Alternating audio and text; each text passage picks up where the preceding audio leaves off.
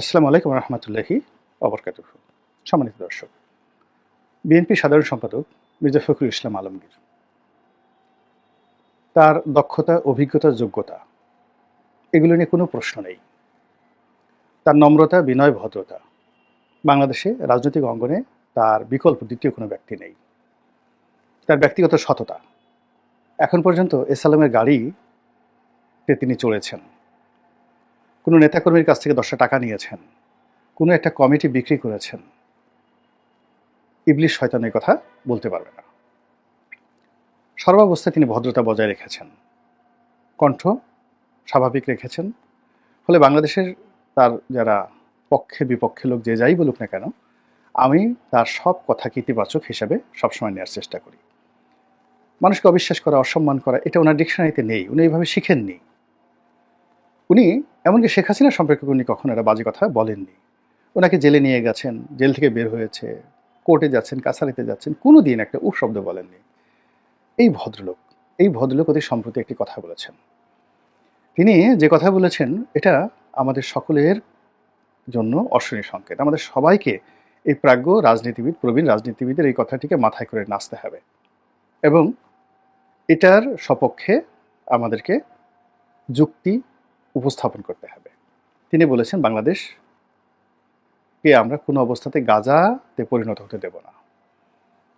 Israel এবং আমেরিকার যে নোংরা খেলা, সেই নোংরা খেলায় একটা মাটি কিভাবে বারুদে পরিণত হয়ে যায়, বড় বড় অট্টালিকা কিভাবে ধ্বংসস্তূপে পরিণত হয়ে যায়, মানুষের রক্তে কিভাবে জমিন ভিজে যায়, মানুষের হাড্ডি গুড্ডি অস্থি মজ্জাতে কিভাবে বিভৎস দুর্গন্ধ তৈরি হয়ে যায়, এটা কেবল গাজাতে গেলে, ফিলিস্তিনের গাজাতে গেলে বোঝা যায়।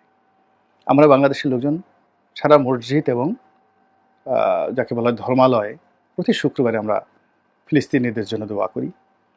ইসরায়েলের উপর গজব নাজিল হোক সে কথা আমরা বলি।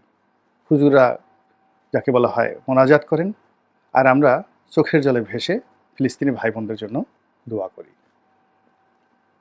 তো এই যে ফিলিস্তিন যখন সৃষ্টি হয়েছিল, মক্কার গভর্নর শরীফ হুসাইন, এখন যে জর্ডানের বাদশা রয়েছে তার পূর্বপুরুষ, প্রথম মহাযুদ্ধের পর ব্রিটিশদের সাথে, মানে ব্রিটিশ এবং আমেরিকা, তাদের সাথে চক্রান্ত করে এই যে অঞ্চলটিকে প্রথমে ব্রিটিশদের হাতে তুলে দেয়, ফিলিস্তিনকে।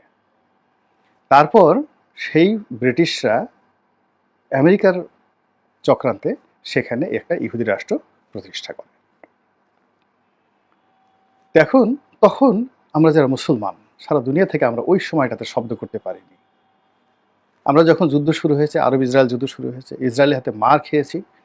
মার খাওয়ার পরে সারা মুসলমান বিশ্ব মিলে পরাজিত হয়েছি এবং আমরা এখন ইসরায়েলের একটা পশম স্পর্শ করতে পারবো না। এখন আমরা ওই বনি ইসরায়েল জাতির মতো আমরা আল্লাহর কাছে বলতেছি, হে আল্লাহ, এরা অনেক শক্তিশালী, এদের সাথে আমরা পারবো না, তুমি এসে এদেরকে যুদ্ধ করো, আবাবিল পাখি পাঠাইয়া এদেরকে ধ্বংস করে দাও, যেভাবে আব্রাহাকে করেছো।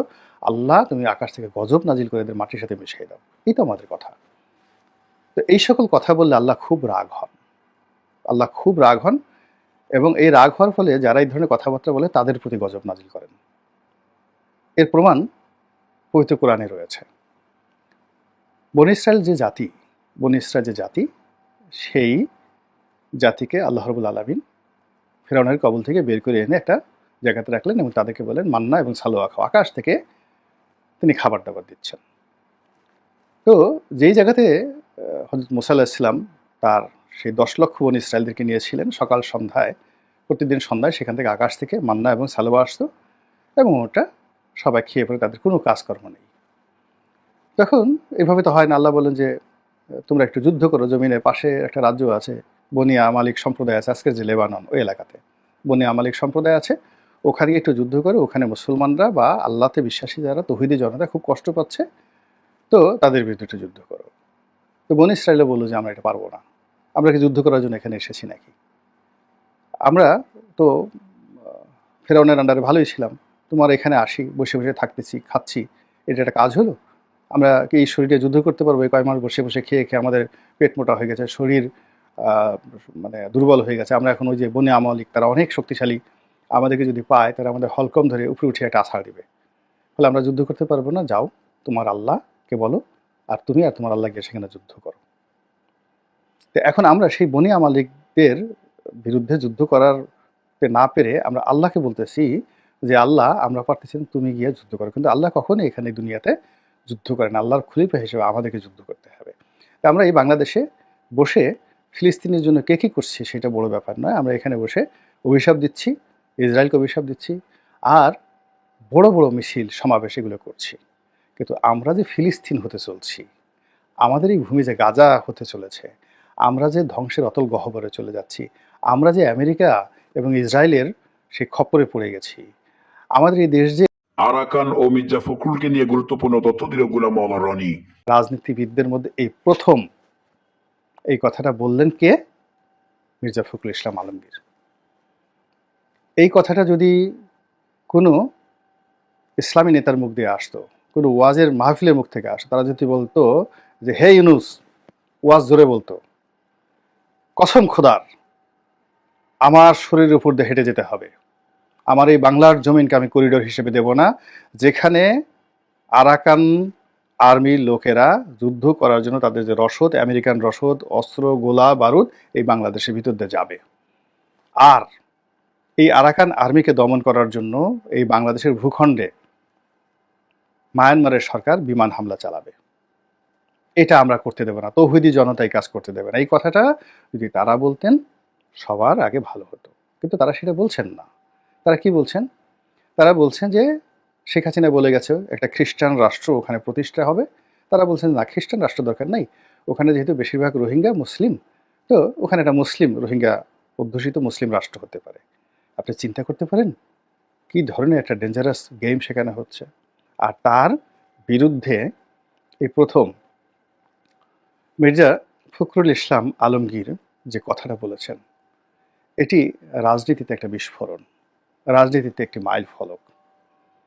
এবং আমি মনে করি যে তার এই বক্তব্যটি ব্যক্তিগত না, বিএনপি দলীয় বক্তব্য, এটাই আমি আশা করতে চাই, মনে করতে চাই। এবং বিএনপির সর্বস্তরের যারা নেতাকর্মী রয়েছেন তারা এটাকে ম্যাটেরিয়ালাইজ করুন, এটাকে আপহোল্ড করুন, এটার বিরুদ্ধে বিদ্রোহ করুন, এটার বিরুদ্ধে রাস্তায় নামুন, এটার বিরুদ্ধে মার্চ করুন, কক্সবাজারে যান, 1,00,000 লোক ঢাকা থেকে নিয়ে সড়ক পথে কক্সবাজারে যান, একটা চাপ তৈরি করুন, আদারওয়াইজ সর্বনাশ কিন্তু ঘটে যাবে। একমাত্র বিএনপি ছাড়া এই মুহূর্তে এই চক্রান্ত রুখে দেওয়ার কোনো রাজনৈতিক শক্তি বাংলাদেশে নেই। আর আগামীতে যেহেতু বিএনপি ক্ষমতা আসার স্বপ্ন দেখে, এই ধরনের একটা অবস্থা তৈরি হলে সমস্ত দায় দায়িত্ব কিন্তু বিএনপিকে নিতে হবে। যেখানে 10 ট্রাক অস্ত্র মামলা, একটা সরকারের পতন হয়ে গেল, 10 ট্রাক অস্ত্র মামলায় যেখানে মৃত্যুদণ্ড হয়ে গেল, ফাঁসির আদেশ হয়ে গেল, সেখানে এইরকম একটি করিডোরের দায় দায়িত্ব কোন পর্যায়ে যেতে পারে আগামীতে, এই বিষয়টি কারো এন্ট্রিনায় না ঢুকলেও, ঢুকছে তো সবার এন্ট্রিনাই, কিন্তু ওই এন্ট্রিনা নড়েনি।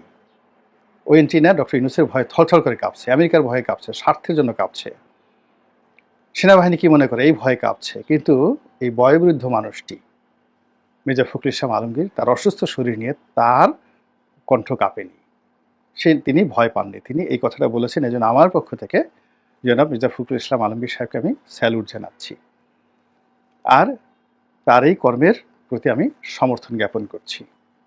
দ্বিতীয়ত, এই বিষয়টি হওয়া উচিত নয়, কোনো অবস্থাতেই বাংলাদেশে করিডোর দেওয়া উচিত নয়।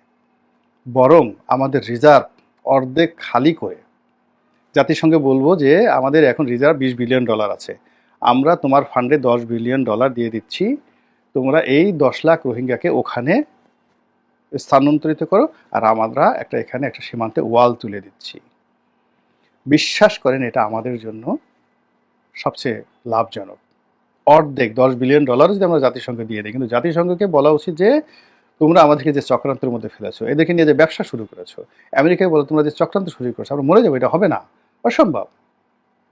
ওরা ওদের দেশে এই রোহিঙ্গাদেরকে ওদের দেশে রিহ্যাবিলিট করার জন্য আমরা এই যে কত টাকা খরচ করেছি। এই শুনলাম যে 1.5 লাখ লোক মানে রোহিঙ্গা এই কয়েক মাসে বাংলাদেশে ঢুকেছে। এখন জাতিসংঘ চিঠি দিয়েছে, আগে 10 লাখ ছিল, এখন 11.5 লাখ, আরও 1.5 লাখ লোকের জন্য ঘর ঠর বানায় এদেরকে খাবার দাবার বাংলাদেশকে দিতে বলতেছে, ডক্টর ইউনূসকে দিতে বলতেছে। ডক্টর ইউনূস টাকা গ্রামীণ ব্যাংক থেকে দেবেন, গ্রামীণ ফোন থেকে দেবেন, না জাতিসংঘের আব্বা এই টাকা দেবে? এই যে দায় আমাদের বাড়ছে, বারবার বাড়ছে, এ আমাদের অদক্ষতার জন্য, অকর্মণ্যতার জন্য, আমাদের লোভের জন্য, ক্ষমতা লোভের জন্য। ক্ষমতায় থাকতেই হবে। কেন রে বাবা ক্ষমতায় থাকতে হবে? এক পা কবরে এক পা বাইরে, কেন ক্ষমতায় থাকতে হবে? এই জন্য এই যে এটা ভয়াবহ অবস্থা, এর বিরুদ্ধে রুখে দাঁড়াতে হবে। মহান আল্লাহ আমাদের সবাইকে হেদায়েত দান করুন এবং হেফাজত করুন। আসসালামু আলাইকুম রহমতুল্লাহি ওয়া বারাকাতুহু।